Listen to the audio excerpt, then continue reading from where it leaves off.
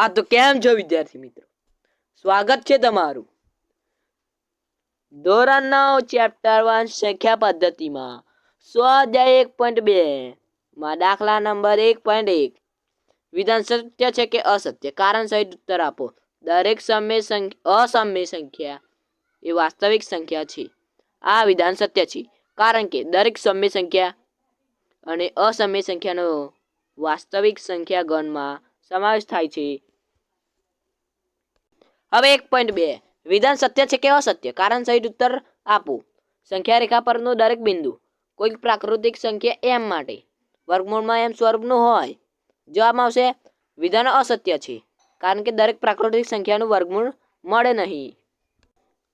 1.3 વિધાન સત્ય છે કે અસત્ય, કારણ સહિત ઉત્તર આપો.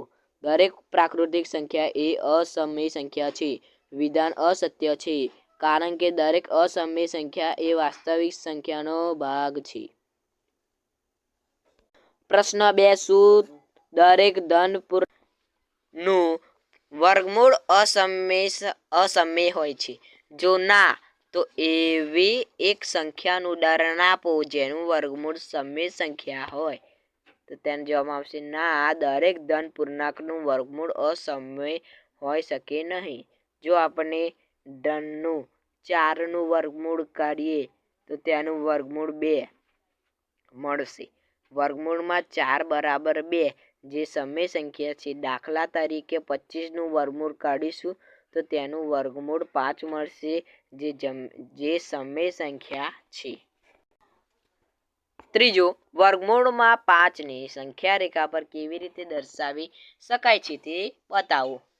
અહીંયા આપણે આકૃતિ આપેલી છે તે પ્રમાણે આપણે કહીશું કે આકૃતિમાં બતાવ્યા પ્રમાણે સંખ્યા રેખા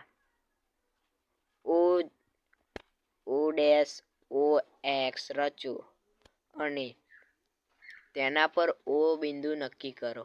બિંદુ O થી 1 એકમ બરાબર 1 સેમી થાય તેવું બિંદુ E નક્કી કરો અને E થી 1 એકમ બરાબર 1 સેમી થાય તેવું બિંદુ B નક્કી કરો. આમ સંખ્યા રેખા X પર OB બરાબર 2 એકમ થશે. સંખ્યા રેખા પર બિંદુ B થી લંબ દ્વિભાજક કિરણ BQ દોરો. BQ ને કેન્દ્રથી ઘણી અનુકૂળ ત્રિજ્યા લઈ સંખ્યા રેખા પર 2 ચાપ દોરો જે અનુક્રમે P અને P' માં છેદે છે.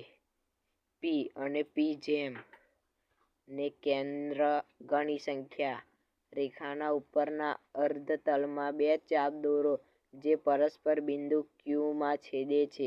કિરણ BQ એ લંબ દ્વિભાજક તૈયાર થશે. કિરણ BQ પર 1 એકમ બરાબર 1 સેમી થાય તેવું બિંદુ C નક્કી કરો. સંખ્યા રેખા OC રચો. રેખાખંડ OC રચો.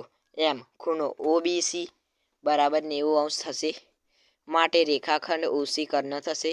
પાયથાગોરસના પ્રમેય મુજબ OC² = OB² + BC² બરાબર 2 નો વર્ગ + 1 નો વર્ગ = 2 નો વર્ગ + 1 નો વર્ગ બરાબર 4 + 1 OC નો વર્ગ બરાબર 5.